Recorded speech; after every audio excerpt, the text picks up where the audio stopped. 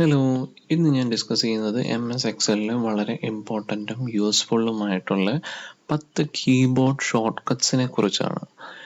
നമുക്കറിയാം നമ്മളെല്ലാവരും MS എക്സലിൽ കീബോർഡ് ഷോർട്ട് കട്ട്സ് യൂസ് ചെയ്യുന്നവരായിരിക്കാം. കോമൺ ആയിട്ടുള്ള ചില ഷോർട്ട് കട്ട്സ് ഞാൻ ആദ്യമേ പറയാം. Ctrl+S നമ്മൾ ഡോക്യുമെൻറ്റ് സേവ് ചെയ്യാൻ, Ctrl+C കോപ്പി ചെയ്യാൻ, Ctrl+X കട്ട് ചെയ്യാൻ, Ctrl+V നമ്മൾ ആ കോപ്പി ഓർ കട്ട് ചെയ്ത് ഡേറ്റ പേസ്റ്റ് ചെയ്യാൻ, Ctrl+A ഒരു സെലക്ഷൻ ചെയ്യാൻ.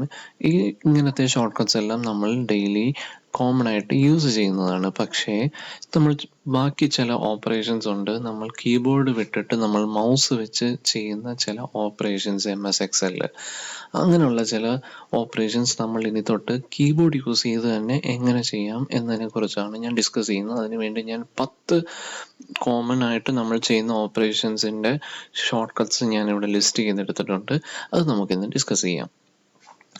നമ്പർ 1, നമുക്കെങ്ങനെ ഒരു ടേബിൾ ക്രിയേറ്റ് ചെയ്യാം. നമ്മൾ മിക്കപ്പോഴും ചെയ്യുന്ന ഒരു ഫംഗ്ഷനാണ് നമ്മളൊരു ടേബിൾ ക്രിയേറ്റ് ചെയ്യുന്ന MS എക്സലിൽ എന്തൊരു ഡേറ്റ പ്രസൻറ്റേഷന് വേണ്ടിയിട്ടും. അപ്പോൾ നമ്മളതെങ്ങനെ ഷോർട്ട് കട്ട് യൂസ് ചെയ്ത് ചെയ്യാമെന്ന്. ഞാനിപ്പോൾ ടേബിളിന് വേണ്ടിയിട്ടുള്ള ഒരു ഡേറ്റ ഞാൻ അറേഞ്ച് ചെയ്ത് വെച്ചിട്ടുണ്ട്. Number, name, department, place, email എന്ന് പറഞ്ഞിട്ട് എങ്ങനെ നമുക്കിതിനൊരു ടേബിളായിട്ട് ഷോർട്ട് കട്ടിലൂടെ ക്രിയേറ്റ് ചെയ്യാം. അതിന് വേണ്ടി ചെയ്യേണ്ടത് എന്താണെന്ന് വെച്ചാൽ നമുക്ക് ഈ ഡേറ്റ മൊത്തം സെലക്ട് ചെയ്യുക. സെലക്ട് ചെയ്തതിന് ശേഷം നമ്മുടെ കീബോർഡ് ഷോർട്ട് കട്ടായ Ctrl+T ക്ലിക്ക് ചെയ്യുക. Ctrl+T ചെയ്താൽ ക്രിയേറ്റ് ടേബിൾ എന്നുള്ള ഡയലോഗ് ബോക്സ് വരും. അപ്പോൾ ഡയലോഗ് ബോക്സിൽ where is the data for your table എന്നുള്ളതിനടുത്ത് നമ്മുടെ ടേബിൾ റേഞ്ച് ആണ് ചോദിക്കുന്ന, ഡേറ്റയുടെ റേഞ്ച്. അപ്പോൾ നമ്മൾ സെലക്ട് ചെയ്ത ഡേറ്റയാണോ ഹൈലൈറ്റ് ചെയ്തേക്കുന്നതെന്ന് ഉറപ്പ് വരുത്തുക. അതിനുശേഷം മൈ ടേബിൾ ആസ് ഹെഡേഴ്സ്, നമുക്ക് ഹെഡേഴ്സ് ഉണ്ടെങ്കിൽ മൈ ടേബിൾ ആസ് ഹെഡേഴ്സ് എന്നുള്ള ചെക്ക് ബോക്സ് സെലക്ട് ചെയ്തതിന് ശേഷം ഓക്കെ കൊടുക്കുക. ബൈ ഡിഫോൾട്ടായിട്ട് ഒരു ഫോമാറ്റിങ്ങും ഫിൽറ്റേഴ്സും എല്ലാം ഇനേബിൾ ആയിട്ടുള്ള ഒരു ടേബിൾ നമുക്ക് എക്സൽ റിസൾട്ടായിട്ട് തരുന്നതായിരിക്കും. നമുക്കിതിന് ചേഞ്ചസ് എന്തെങ്കിലും വരുത്തുന്നുണ്ടെങ്കിൽ ടേബിൾ ഡിസൈൻ എന്നുള്ള ടാബിൽ അതായത് റിബണിൽ പോയി എന്താണ് ചേഞ്ചസ് അല്ലെ ഫോമാറ്റിങ്ങിൽ മാറ്റങ്ങൾ വരുത്തേണ്ടതെന്ന് വെച്ചാൽ അത് ചെയ്യാവുന്നതാണ്. ടേബിൾ സ്റ്റൈൽസിൽ പോയാൽ ഇതിൻ്റെ ടേബിളിൻ്റെ കളേഴ്സും ഫോമാറ്റിങ്ങും എല്ലാം മാറ്റാവുന്നതാണ്. ഓക്കെ, അതാണ് ടേബിൾ ക്രിയേറ്റ് ചെയ്യാനായിട്ടുള്ള നമ്മുടെ കീബോർഡ് ഷോർട്ട് കട്ട്. അടുത്തതായി നമ്പർ 2, നമുക്കെങ്ങനെ ഇതിപ്പോൾ ചെറിയ ഒരു ടേബിളാണ്. നമ്മളിപ്പോൾ 100 or thousands of rows and columns ഉള്ള ഒരു ടേബിളിലാണ് നമ്മൾ വർക്ക് ചെയ്യുന്നതെങ്കിൽ നമുക്ക് പെട്ടെന്ന് ടേബിളിൻ്റെ അല്ലെങ്കിൽ നമ്മുടെ ഡോക്യുമെൻറ്റിൻ്റെ ആദ്യത്തെ സെല്ലിലേക്ക് നമുക്ക് കേഴ്സർ കൊണ്ടുപോകണം. അവിടെ നിന്ന് എന്തെങ്കിലും നമുക്ക് ചേഞ്ചസ് വരുത്താനുണ്ടെങ്കിൽ നമ്മൾ ചിലപ്പോൾ നോർമലി ചെയ്യുന്നത് നമ്മൾ സ്ക്രോൾ ചെയ്ത് മുകളിൽ വരെ പോയിട്ട് അവിടെ ക്ലിക്ക് ചെയ്യുകയായിരിക്കും ചെയ്യുന്നത്. അതിന് പകരം നമുക്ക് കീബോർഡ് ഷോർട്ട് കട്ട് യൂസ് ചെയ്തത് ചെയ്യാം. അതിനുവേണ്ടി നമ്മൾ യൂസ് ചെയ്യേണ്ട കീബോർഡ് ഷോർട്ട് കട്ടാണ് Ctrl+Home ബട്ടൺ. എൻ്റെ കേഴ്സർ ഞാനിപ്പോൾ ഇവിടെ പ്ലേസ് ചെയ്യാണ്. അവിടെ ഞാൻ Ctrl+Home ബട്ടൺ പ്ലേസ് ചെയ്യുമ്പോൾ ഞാൻ എൻ്റെ ഫസ്റ്റ് റോയിലേക്കാണ്, ആദ്യത്തെ സെല്ലിലേക്ക് എൻ്റെ കേഴ്സർ പോകും. അപ്പോൾ ഒബ്വിയസ്ലി നമ്മുടെ മൂന്നാമത്തെ കീബോർഡ് ഷോർട്ട് കട്ട് എന്ന് പറയുന്നത് നമ്മുടെ ലാസ്റ്റ് സെല്ലിലേക്ക് എങ്ങനെ പോകാവുന്നതാണ്. നമ്മുടെ ആക്റ്റീവായിട്ടുള്ള ലാസ്റ്റ് സെല്ലിലേക്ക് പോകാൻ നമ്മൾ ആദ്യത്തെ സെല്ലിലേക്ക് പോകാൻ Ctrl+Home ബട്ടണാണ് യൂസ് ചെയ്തത്. അപ്പോൾ ഒബ്വിയസ്ലി ലാസ്റ്റ് സെല്ലിലേക്ക് പോകാൻ Ctrl+N ബട്ടൺ ക്ലിക്ക് ചെയ്യുക. Ctrl+N ബട്ടൺ ക്ലിക്ക് ചെയ്യുമ്പോൾ നമ്മുടെ അവസാനത്തെ ആക്റ്റീവായിട്ടുള്ള സെൽ ഇമെയിൽ ഐ ഡിയുടെ ലാസ്റ്റ് കോളത്തിലേക്ക് കേഴ്സർ വന്നിരിക്കുന്നു. അപ്പോൾ നമ്മുടെ തേർഡ് ഷോർട്ട് കട്ട് എന്ന് പറയുന്നത് Ctrl+N ബട്ടൺ.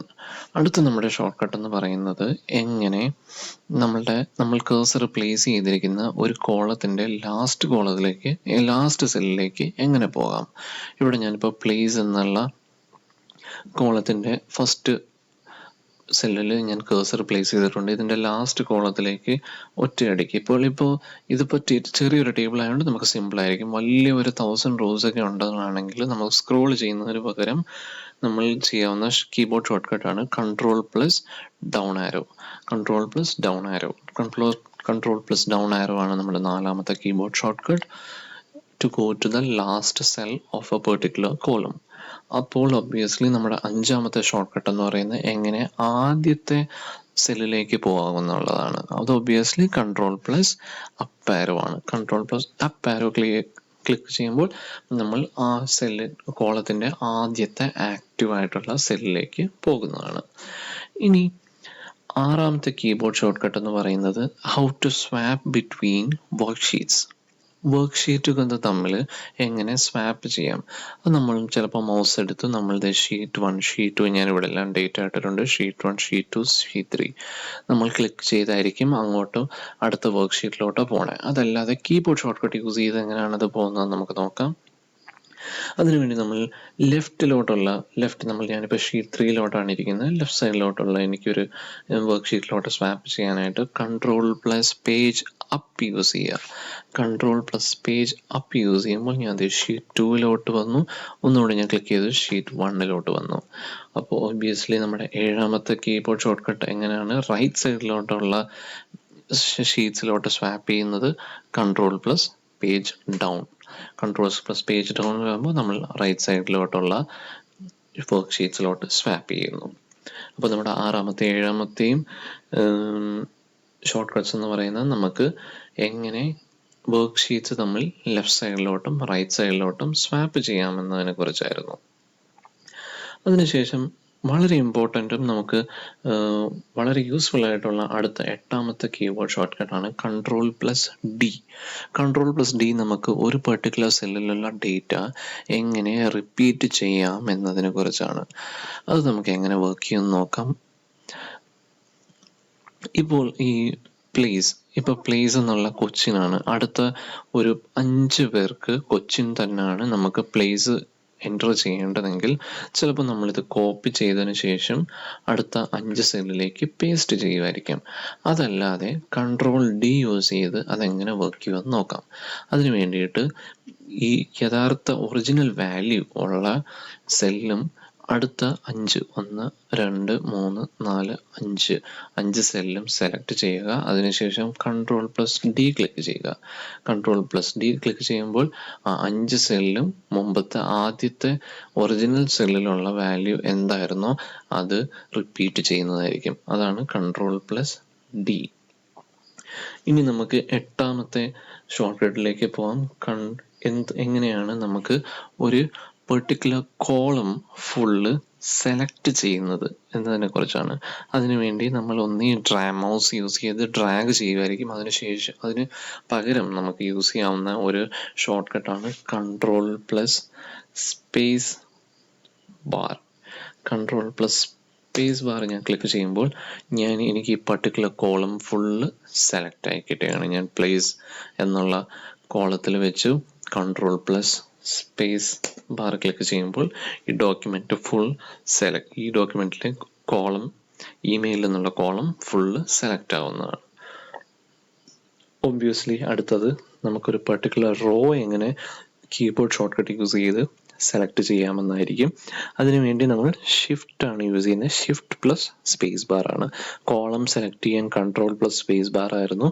ഇവിടെ നമ്മൾ റോ സെലക്ട് ചെയ്യാനായിട്ട് ഇവിടെ നമുക്ക് ട്രൈ ചെയ്ത് നോക്കാം. ഷിഫ്റ്റ് പ്രസ് ചെയ്തതിന് ശേഷം സ്പേസ് ബാർ സെലക്ട് ചെയ്യുക.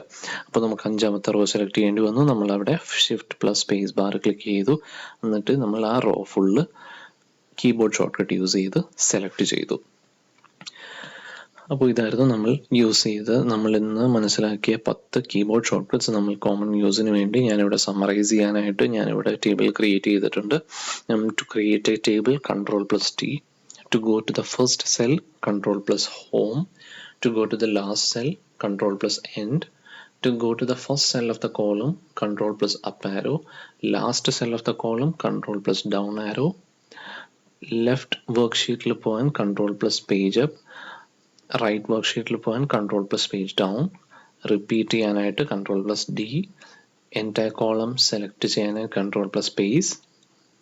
Entire row Shift+Space. Thank you.